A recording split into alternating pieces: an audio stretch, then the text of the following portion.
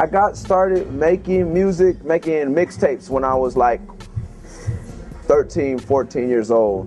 And by mixtapes, I don't mean me rapping over other people's instrumentals. I mean like trying to blend the current songs of the time and maybe adding one freestyle at the beginning.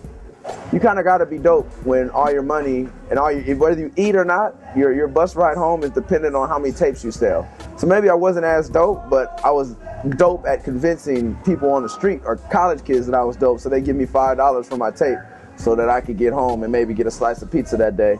And you know, it just grew from there, you know what I mean? And also when you kind of want to put more into your music, when you see your consumer every day on a personal level, and they're gonna feel like you robbed them of $5 if you give them a whack tape, you know what I mean?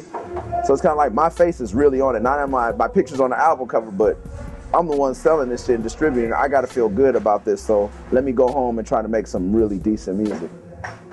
It's kind of like, I think it's kind of like America, man. Like, the middle class is slowly disappearing, and like growing up, in my era, it was okay to sell 300,000 records for Souls of Mischief or 200,000 records for the Alcoholics or De La Soul. You know, you didn't have to go gold or platinum to be considered, not even a success, just to be considered a decent artist. But as hip hop matured, it kind of stretched out, and there's underground and then there's mainstream. There's no middle ground anymore, and that's the kind of music I feel I make and a lot of my peers and contemporaries make. So we kind of just got edged out the game, you know what I'm saying? There's Kanye, there's Talib, there's Mos Def, you know, but there's the Roots, but they've been there, and De La Soul, but they've all been there for years. There's no room for new people. It's either you got to go here or you got to go here. There's no in between. I'm trying to be on the larger end of the scale, but it's kind of like to me I'm bottleneck. I'm at the top of the independent game, but way below the bottom of the mainstream game. You know what I mean? And since there isn't any room, they're not letting me in. It would take like the Roots and things reach out to Jean Grey and they reach out to Little Brother. They don't do that with me. You know what I'm saying? For some reason, a lot of those cats don't fuck with me. And it's not like on the West Coast. Nope, there is no more middle ground on the West Coast. Souls of Mischief is down. I won't say down, but they've been forced into our level. Major labels won't give them any money.